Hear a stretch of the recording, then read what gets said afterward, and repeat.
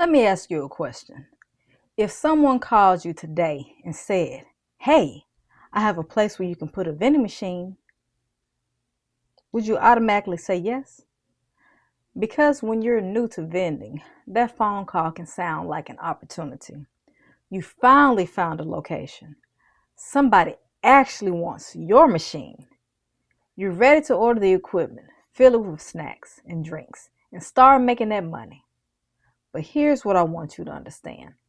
Someone allowing you to put a vending machine in their building does not automatically make that building a good vending location. And that distinction can save you thousands of dollars. Because one of the easiest ways to waste money in vending is to buy a machine first, find somewhere willing to take it second, and then simply hoping people use it. That's backwards. Before you install a vending machine, you need to answer a much more important question. Is this location actually worth my time? And I'm not just talking about whether the building looks busy. I'm talking about traffic, captive audience, competition, operating hours, customer demographics, product demand, accessibility, realistic sales potential, and how much time and money it will actually cost you to service that location. Because a vending machine doesn't make money simply because it's sitting somewhere. The location creates the opportunity. The machine simply serves the demand that's already there.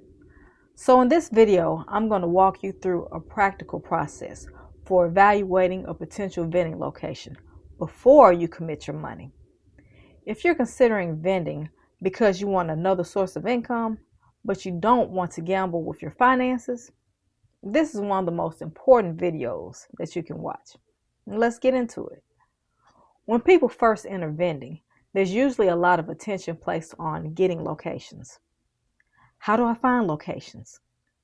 How do I convince businesses to say yes? Where can I put my machine? Now, those are legitimate questions. But I think there's another question that needs to come first.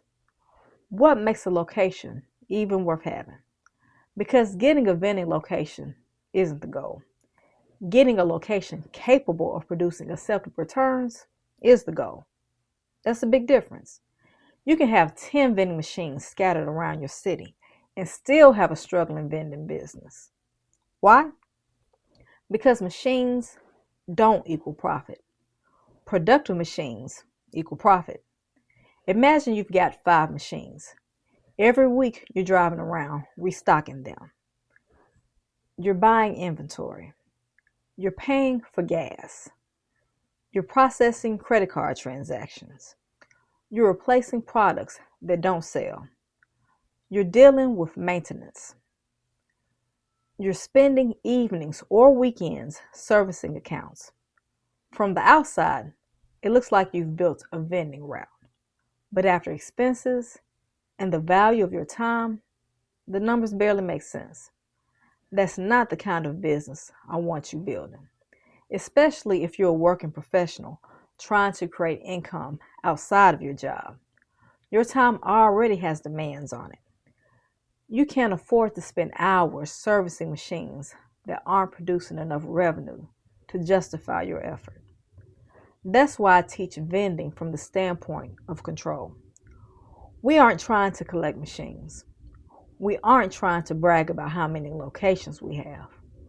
We're trying to create measurable income from assets that justify the investment required to even operate them. And that begins with location evaluation. Let's start with the obvious one, traffic. Yes, traffic matters. But here's where people make a mistake. They hear a big number and automatically assume it's a great location. This warehouse has 300 employees. This apartment building has 250 residents. This facility sees hundreds of people every day. Okay, that's useful information, but it's not enough. Because the number of people inside a building does not tell you how many vending transactions that you're going to get. What you actually want to understand is usable traffic. Who is regularly in the building? How often are they there? How long do they stay? Do the same people come back every day? Are they there during meal periods? Are they taking breaks? Do they have opportunities to use the machine? Now, here's an example. Let's say location A has 500 visitors coming through every day. Sounds great. But most of these visitors are there for 5 or 10 minutes.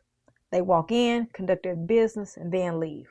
Now, location B has only 100 employees, but those employees work 8, 10, or 12-hour shifts.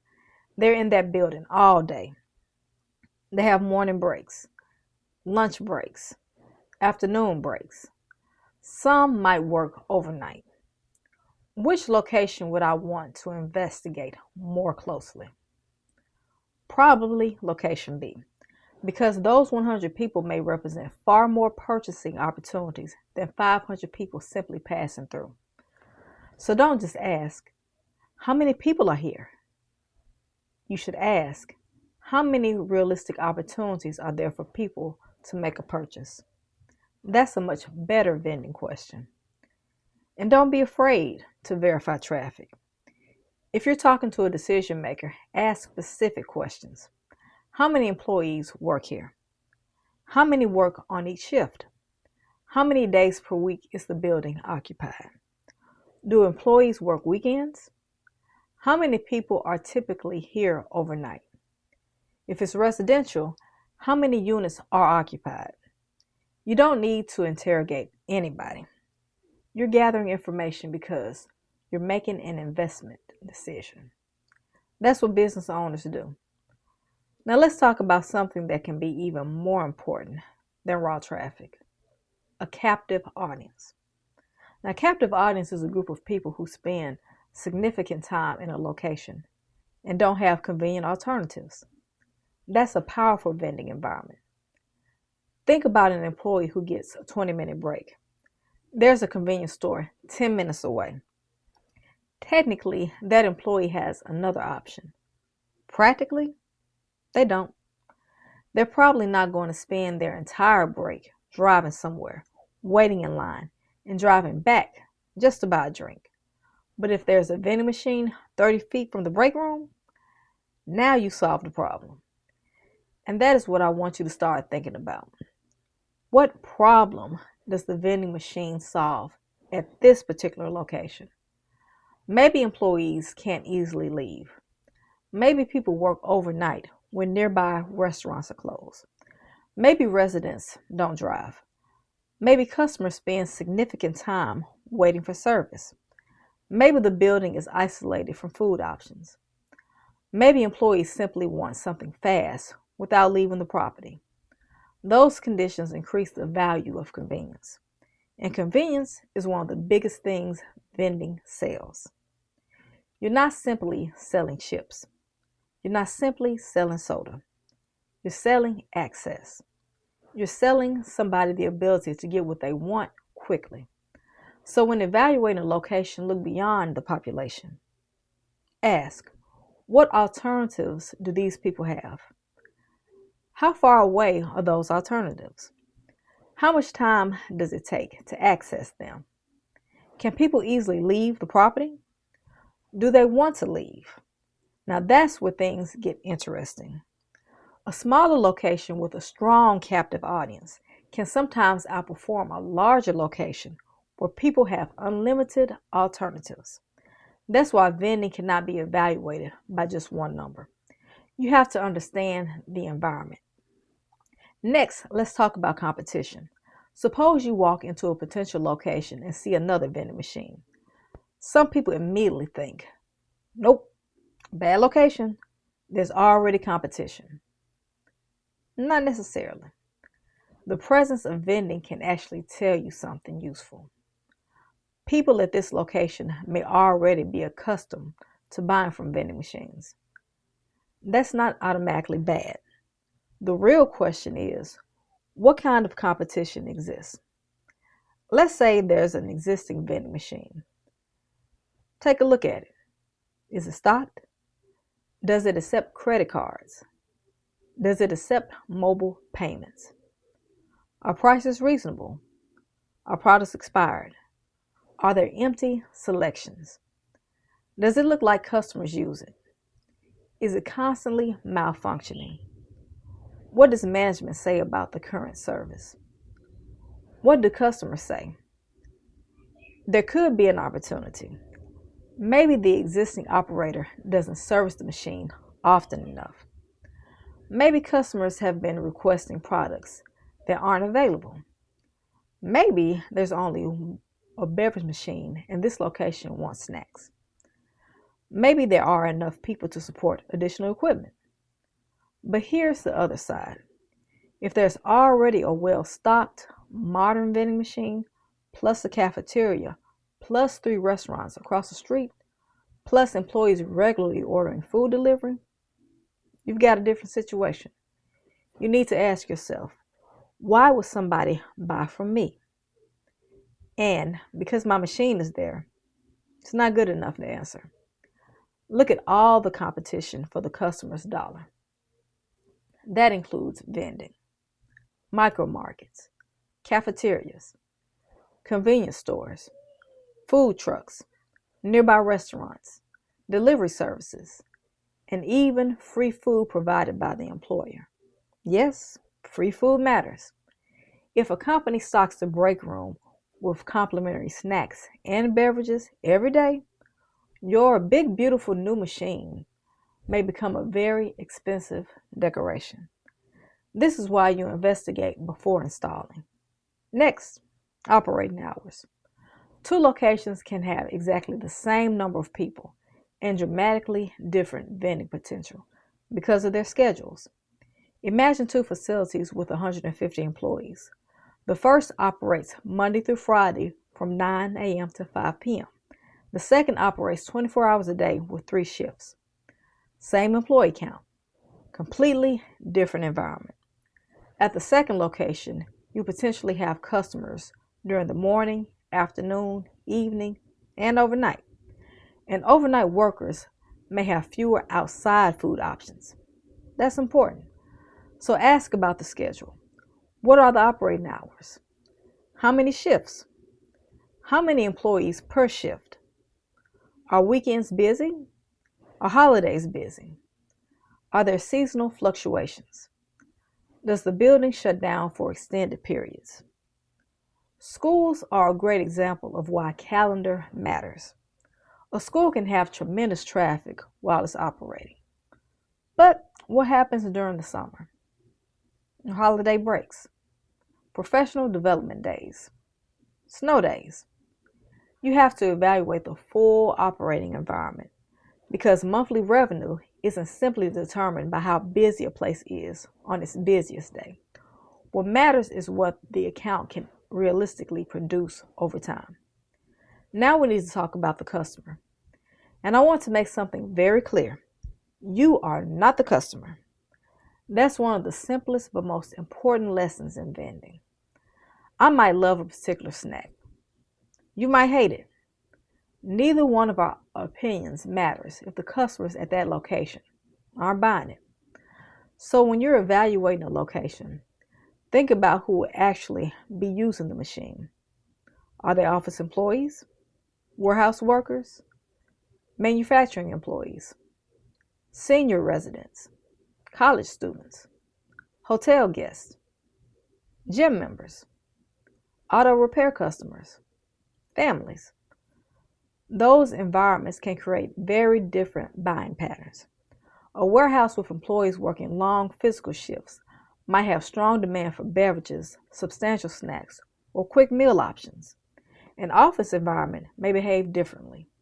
A senior residential community may have different product preferences, package size considerations, and price sensitivity. A gym might have demand for water, sports, drinks, beverages, or other snack categories. Again, we're not making assumptions about individuals. We're trying to understand their environment well enough to test sensible product choices. And here's something else that's important. Listen to the customers. If you have access to employees or residents, ask them what they want. You might be surprised. Operators sometimes stock what they've been told is supposed to sell instead of listening to the people standing directly in front of the machine. Your customers will give you information. Then your sales data will tell you whether that information was accurate. This brings us directly into product demand. A location can have good traffic and still struggle if you're selling the wrong products. So before installation, gather as much information as you can reasonably gather. Ask the decision maker. Have you had vending here before? If so, what happened? What sold well? What didn't? What did the previous operator leave? Were there complaints? Are employees asking for vending now? What kinds of products have they requested? Do they want beverages, snacks, healthier options, larger meal items? And pay close attention to this question. Why are they looking for a vending operator? Because that answer can reveal a lot. If they tell you the previous operator stopped coming because sales weren't high enough, that's information that you need. Don't ignore it because you're excited about getting a location. Investigate. Maybe the previous operator had poor products. Maybe their machine constantly broke. Maybe the location changed. But maybe sales really are weak. You need to know. On the other hand, if management tells you our current machines are constantly empty and employees complain because they can't get anything, that's a completely different signal. The point isn't to find information that confirms what you already want to believe. The point is to find information that helps you make the correct decision. Then, after installation, let your numbers take over. You may think customers want one product. Sales may show you they want something completely different. That's fine. Adjust. Vending is a business of testing and responding. Now let's talk about accessibility. And there are two types. First, can customers conveniently access the machine? You can have a machine inside a building with 500 people, but if it's tucked away in a corner that nobody visits, you're not really benefiting from those 500 people. Where will the machine sit? Is the area visible? Is it near a break room, a lobby, an employee entrance, a waiting area, a high traffic hallway? Placement within the location matters. But there's another side of accessibility that new operators often overlook. Can you conveniently access the machine? This matters more than you might think. Imagine servicing a machine every week. Where do you park? Are you carrying beverages 20 feet or 500 feet? Can you use a cart? Are there stairs? Is there an elevator? Do you need someone to unlock a door? Do you have to go through security? Can you service the machine whenever necessary or only during a narrow time window?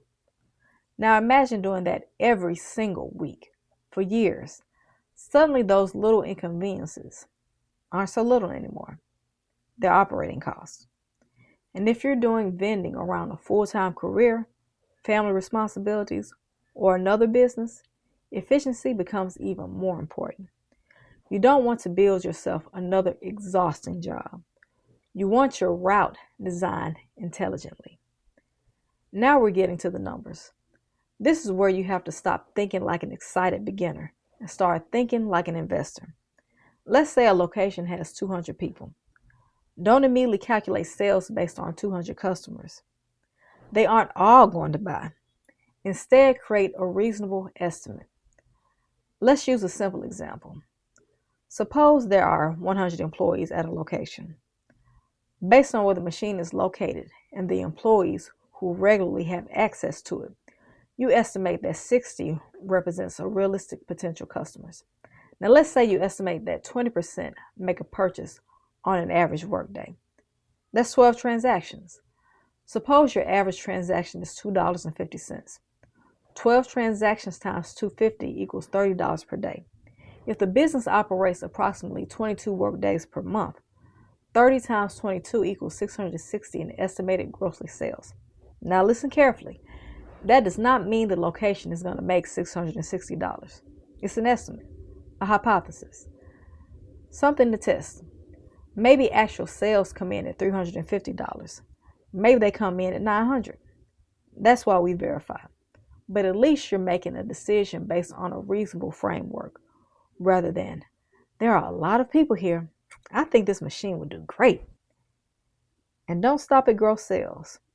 You need to consider the cost of products, credit card processing, potential commission, fuel, spoilage, maintenance, equipment costs, taxes, and your time. Because 660 in gross revenue is not 660 in your pocket. That distinction is critical. Now we get to the question of the title of this video. Is this location worth your time? Let's say you have two locations. Both produce $700 a month in sales. Location A is 10 minutes away. Parking is easy. You walk straight into the break room. You can service the machine efficiently and move on. Location B is 45 minutes away. You fight traffic. You park far from the building. You carry inventory inside. You go through security. You wait for somebody to give you access. And then you drive 45 minutes back. Are those two $700 accounts worth the same amount to you? Absolutely not. Revenue tells you what the machine generates. It doesn't tell you what you have to account for in operating costs. That's why route density becomes increasingly important as you grow. If you can service several productive machines within a relatively small geographic area, that's very different from having the same number of machines scattered across a huge territory. Your time has value. Your vehicle has a cost. Fuel has a cost. Inventory has a cost. Every mile you drive has a cost. So when evaluating a location, don't simply ask, how much money can this machine make? Ask, what resources will I have to invest to make that money? That's a business question. There's one more lesson I want you to take away. You are allowed to turn down a vending location. I know that sounds obvious, but when you're trying to get started, it doesn't always feel obvious. You may have spent weeks calling businesses, sending emails, walking into locations, following up, and finally, somebody says, yes, we'd love a vending machine. Your emotional response may be, I got one, but your business response needs to be, great. Now let's determine whether this makes sense. You're evaluating them too. You don't owe every location a machine, and you certainly don't need to spend thousands of dollars buying equipment just because somebody gave you permission to put it somewhere. A bad location with a yes is still a bad location. Remember that. Sometimes the smartest business decision you make is deciding not to install. So before you place your next vending machine, evaluate these factors: traffic, captive audience, competition, operating hours, demographics, product demand, accessibility, realistic sales potential, and the actual cost and money and time of servicing the account. Then install carefully. Track the numbers. Compare actual performance against your expectations, and make decisions based on evidence. Keep the location. Improve it. Renegotiate it, or relocate the machine. But don't leave equipment sitting in a poor performing account indefinitely just because you're emotionally attached to the effort it took to get it. A machine sitting somewhere isn't automatically an asset. A machine generating acceptable returns is. And this is exactly why I created the Control Star Checklist. It's a free checklist designed for working professionals and aspiring vending entrepreneurs who want to approach vending strategically before spending thousands of dollars buying machines and hoping everything works out. If you want to start building additional income, but want to do it with more control, more discipline, and a clearer decision-making process, visit controlledvending.com and get your free Control Star checklist, because you don't need to rush into vending. You need to understand what you're investing in. Stabilize, install, verify. And remember, control creates options. If this video helped you, like the video, subscribe to the channel, and share it with somebody who's thinking about getting into the vending business.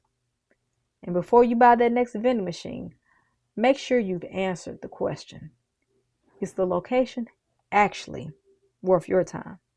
And I'll see you in the next video.